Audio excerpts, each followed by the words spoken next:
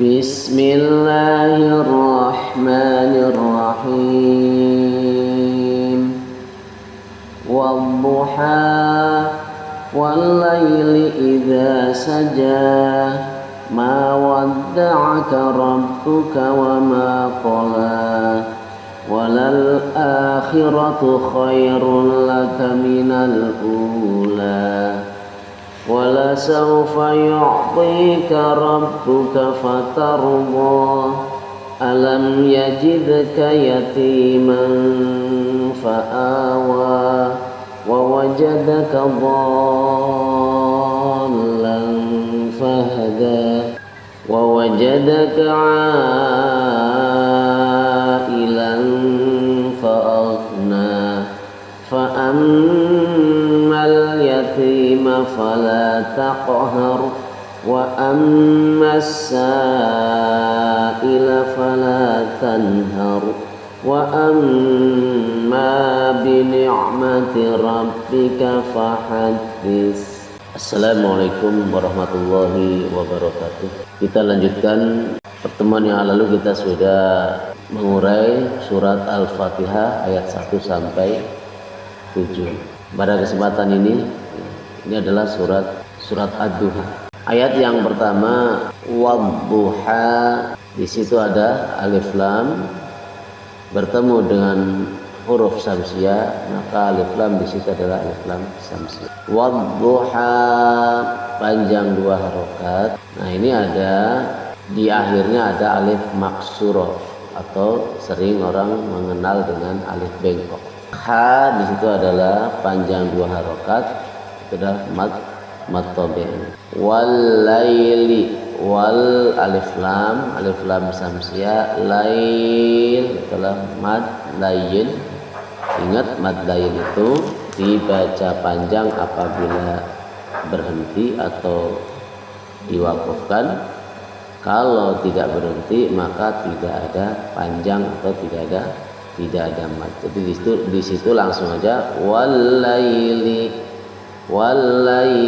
idza saja, wal laili idza saja. Tidak ada panjang. Cukup dibacanya adalah layin saja, yaitu lembut. Lanjut kepada idza, itu adalah panjang 2 harakat mad tabi'i. Saja itu juga mad tabi'i. Ma wadda'aka, mad tabi'i. Rabbuka, rabbuka, ro-nya di situ adalah berharokat fathah, maka ro di situ adalah ro tafkhim. Rabbuka wa mad tabi'i. Qala itu adalah mad tabi'i. La-nya itu adalah mad tabi'i. Ingat ya. Jadi kalaupun itu di akhir ayat wadduha ha, kemudian walaili idza saja ma wadda'aka rabbuka wa ma qala, di situ adalah panjang 2 harakat mad tabi'i. Sekalipun berada di akhir ayat, tetapi karena di situ adalah tidak ada huruf yang akhirnya adalah matinya mati karena waqaf, maka di situ bukan mad arifi sukun tetapi mad tabi'i. Jadi karena di situ adalah berhentinya akhirnya itu adalah hurufnya huruf mad.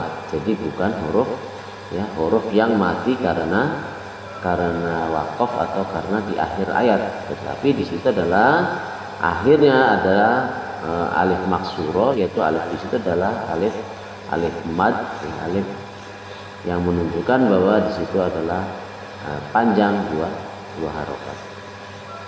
Lanjut kepada walal akhiratu. Awas, di situ ada fathah berdiri pada huruf alif ya. Di situ walal akhiratu. Pertemuan yang lalu sudah disampaikan bahwa ketika fathah berdiri itu adalah mad tabi'i.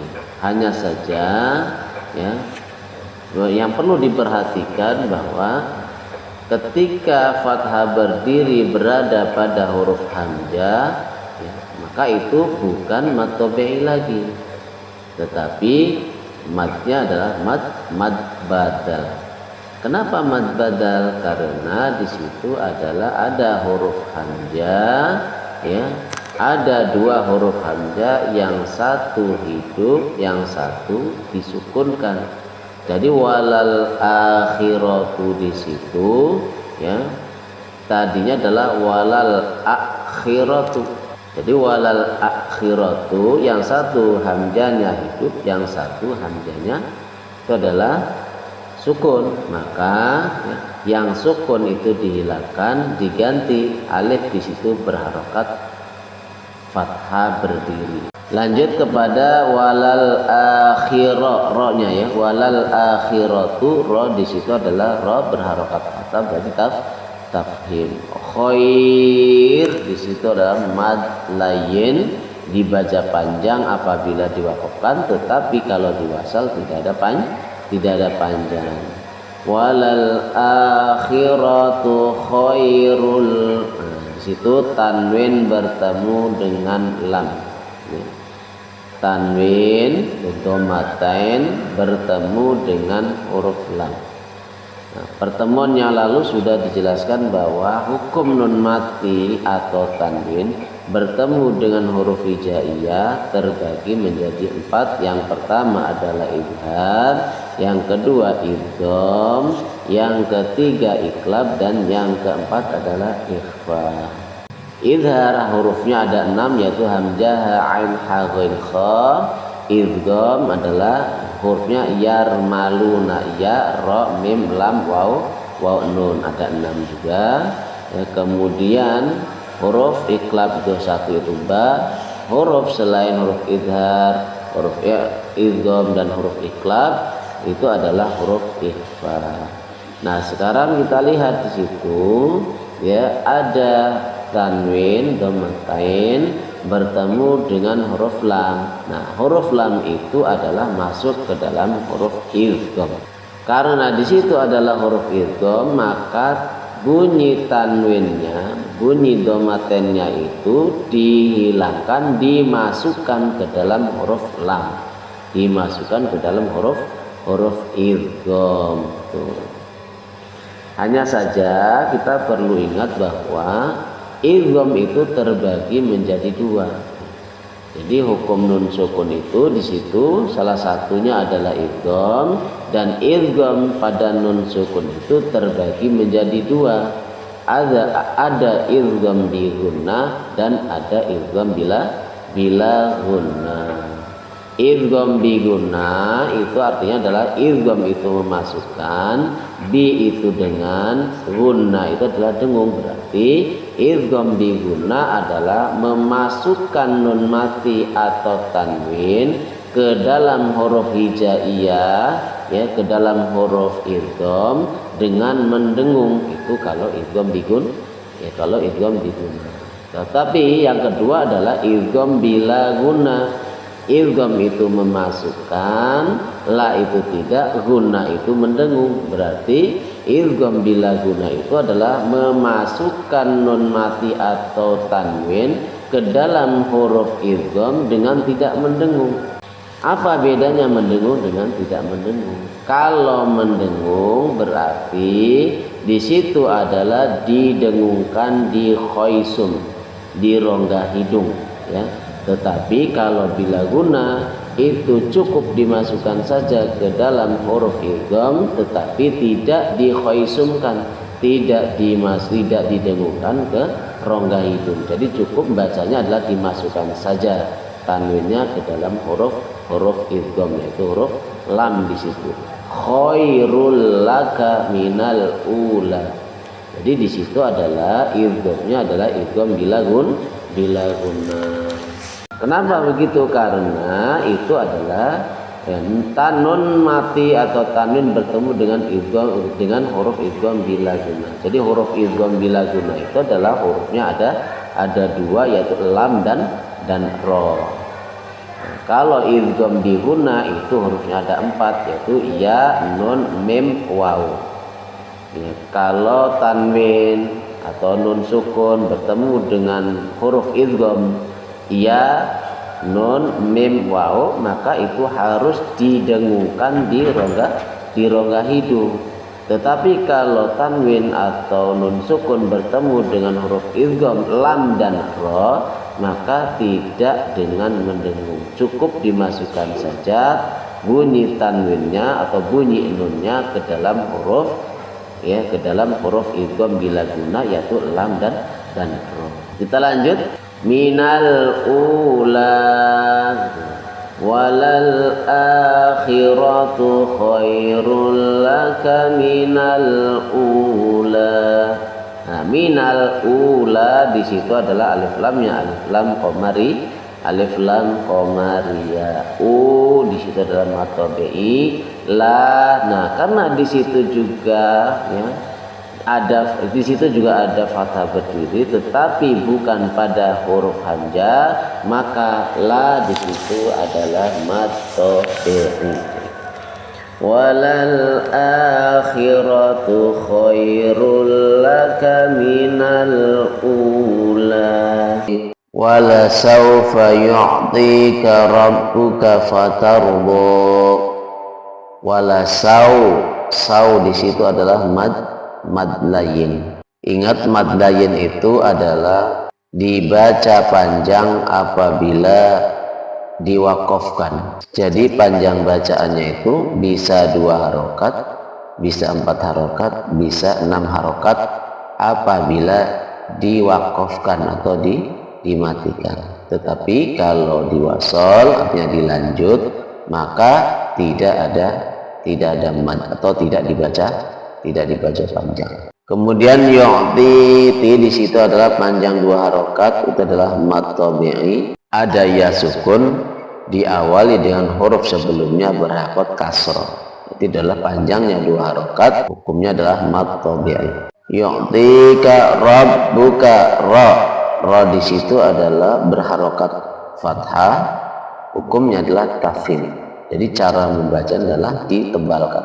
Ra rabbuka wala sawfa yu'tika rabbuka fatarbu. Ra sukun berharokat ra berharokat sukun. Ya, kalau tadi rabbuka ra-nya berharokat fathah, maka ra-nya di situ adalah ra tafkhim. Nah, sekarang fatarbu ra-nya berharokat sukun. Nah, kalau ra berharokat sukun, ya, maka yang dilihat adalah huruf sebelum ra-nya. Nah, huruf sebelum ra di situ adalah huruf ta. Huruf ta berharokat fathah. Huruf ta berharokat fathah, maka ra sukun tersebut ya hukumnya adalah tafkhim, atau cara membacanya adalah tafkhim. Kemudian fatarubo di situ panjang dua harokat mad tabi'i. Lanjut kepada ayat yang ke-6. Alam yajidka yatiman fa'awa.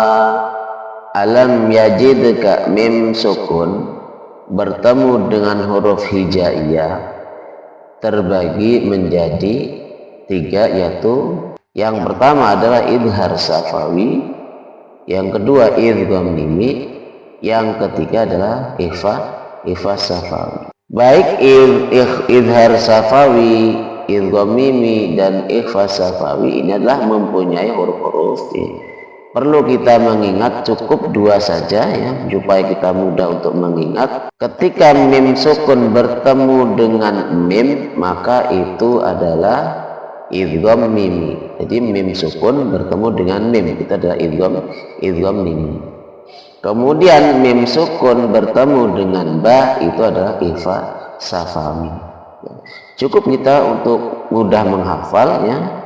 Mim bertemu dengan mim itu adalah idgham mimi, mim bertemu dengan ba itu adalah ikhfa safawi. Berarti selain mim sukun bertemu dengan 2 huruf ini, huruf mim dan huruf ba, maka semuanya itu adalah idhar safawi. Berarti di situ mim sukun bertemu dengan ya. Jadi alam yajidka yatiman fa'awa.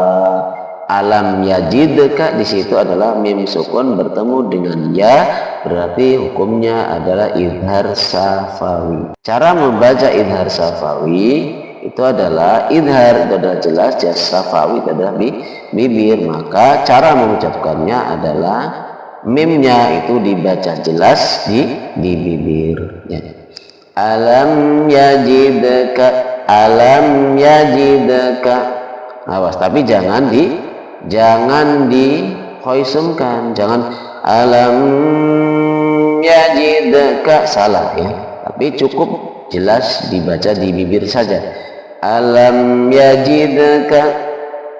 Berbeda nanti ketika mim sukun bertemu dengan ba, itu adalah ikhfa safawi, yaitu baru nanti mimnya, mim sukunnya digunakan atau dikhoisumkan di rongga hidung. Tetapi kalau idhar safawi cukup ya dibaca jelas saja di bibir. Alam yajidka, seperti itu. Lanjut kepada yajidka. Yajidka di situ adalah huruf dal, itu adalah huruf qalqalah. Ingat ya, jadi huruf qalqalah itu ada 5, qaf, ba, ba, jim, dal. Ya, qalqalah itu artinya memantul. Jadi huruf yang 5 ini ya, ketika dimatikan maka matikannya itu adalah dengan ada pantulan. Alam yajidka, alam yajidka.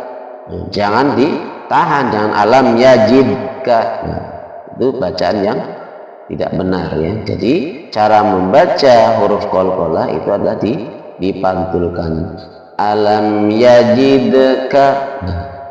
Nah, hanya saja kita harus membedakan apakah itu qalqalah sughra atau qalqalah kubra. Kalau qalqalah sughra artinya qalqalah kecil, sedangkan qalqalah kubra adalah qalqalah besar. Beda di dalam mengucapkan. Kalau qalqalah kecil itu adalah langsung memantul, sedangkan kalau qalqalah besar ditahan dulu baru mantul.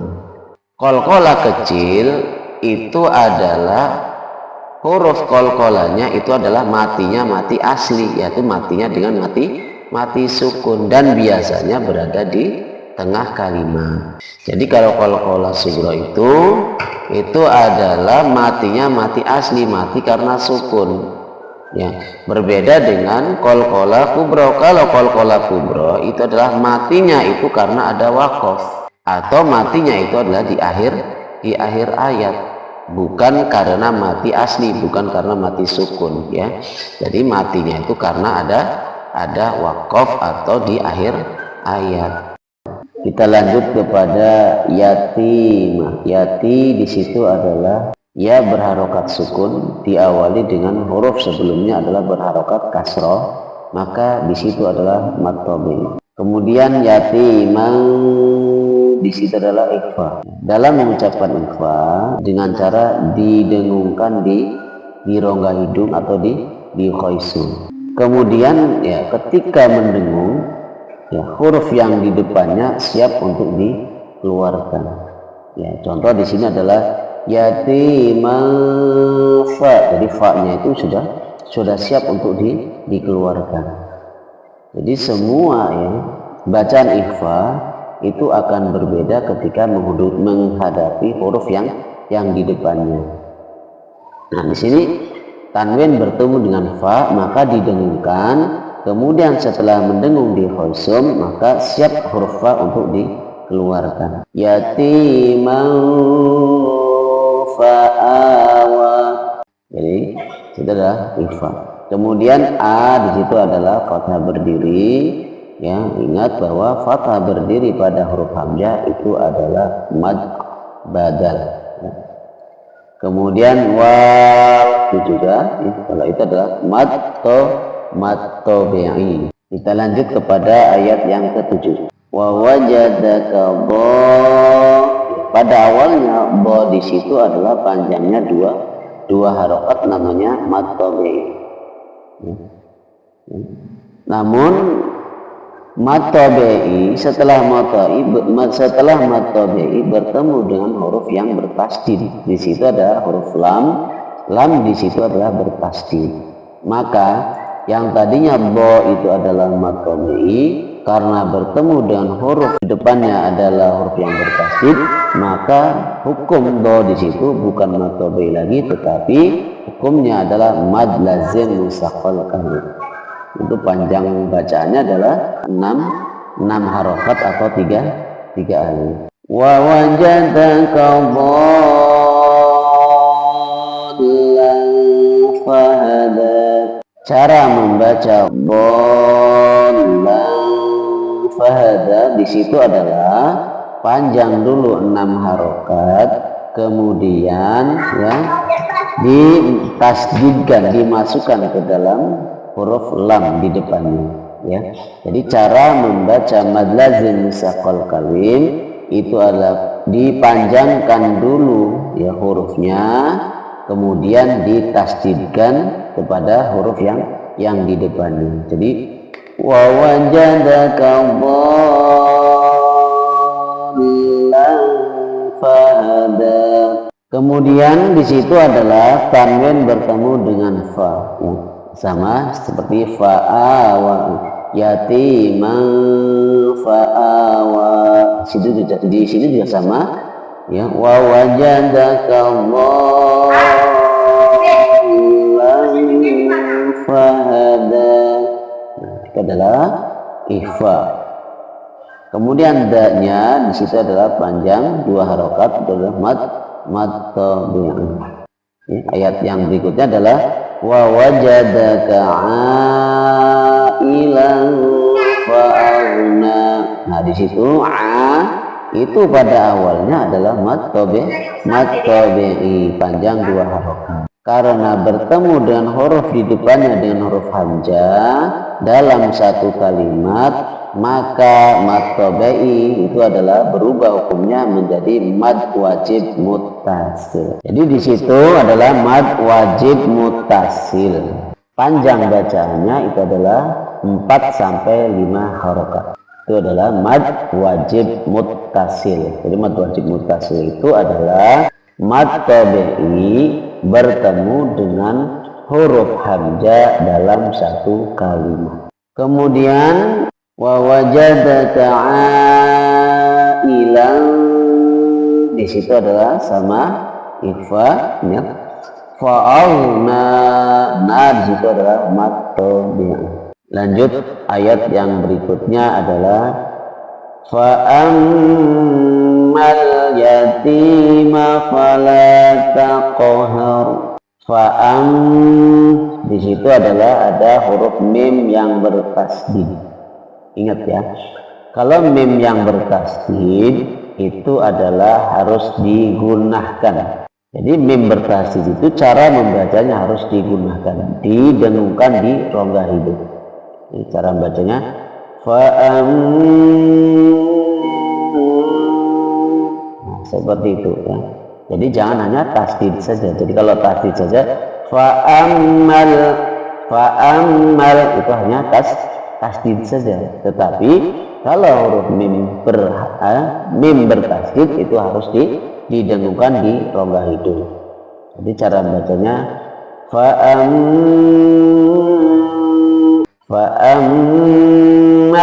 yatima fala taqhar. Fa'ammal di situ alif lamnya alif lam koma ria. Ini sudah dijelaskan alif lam koma ria. Kita lanjut.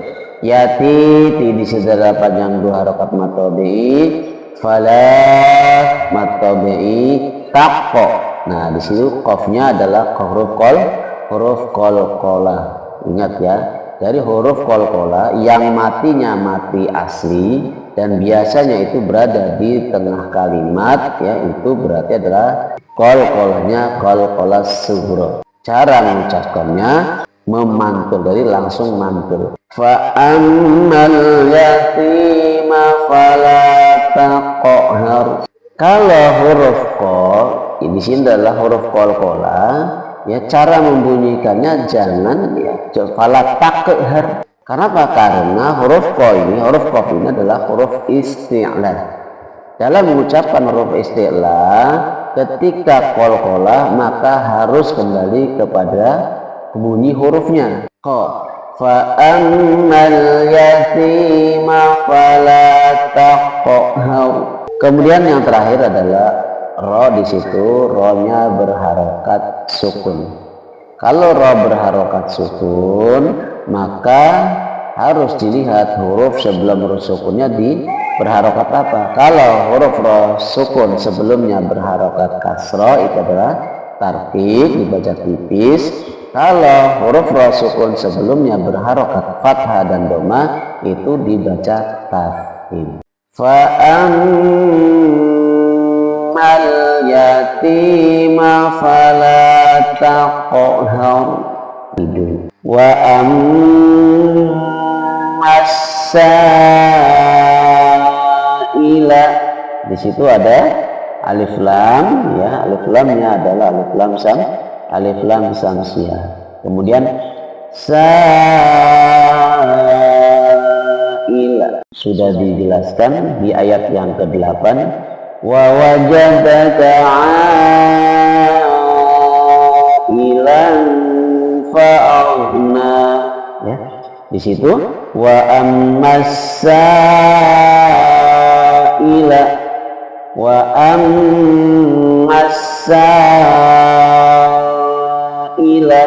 nah itu sama, itu mad wajib muttasil. Kenapa? Karena di situ adalah huruf mad tabi'i bertemu dengan huruf hamzah dalam satu kalimat, ya. Cara membacanya dipanjangkan 4 sampai 5 harokat. Lanjut. Wa ammas sa'ila fala tanhar.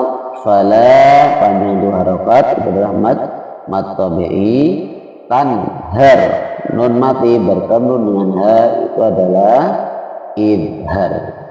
Sudah dijelaskan hukum nun sukun atau hukum nun mati itu adalah terbagi menjadi 4, yaitu yang pertama ada idhar yang hurufnya ada 6, idgham hurufnya ada 6, iqlab hurufnya ada 1, dan ikhfa hurufnya ada 15. Ini sudah dijelaskan pertemuan yang lalu. Nah, lanjut. Yang terakhir adalah fala tanhar, ya, ayat yang ke-10-nya. Ini adalah ra berharokat sukun. Maka di situ karena huruf sebelumnya berharokat fathah, maka hukum ra di situ adalah ra tafkhim. Lanjut kepada ayat yang ke-11. Wa amma